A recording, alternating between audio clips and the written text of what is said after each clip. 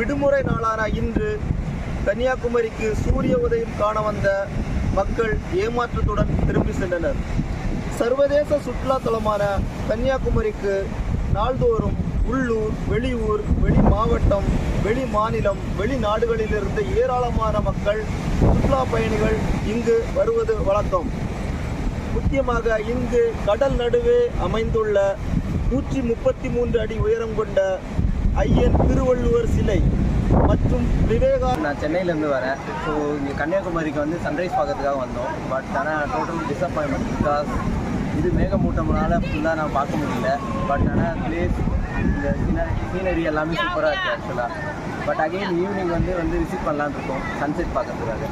இதுக்கு முன்னால் சூரிய உதயத்தை பார்த்துருக்கீங்களா? பார்த்துருக்கோம். சென்னை பீச்சில் லைக் வந்து பெசன்ட் நகர், மெரினாலாம் பார்த்துருக்கோம். இங்கே வந்து பார்க்கணுன்னு ரொம்ப நாள் ஆசை. சரி வந்தோம். பட் ஆனால் இங்கே வந்து சன்ரைஸ் சரியாக பார்க்க முடியல. இனி வரதாட்ட ஐடியா இருக்கு? தெரியல. இதுக்கப்புறம் ஃபியூச்சர் மேபி எப்பயாவது பைக் ட்ரிப் மாதிரி வரலான்னு ஒரு ஆசை. சரி, ஓகே. என் பேர் மந்தோஷ்குமார்.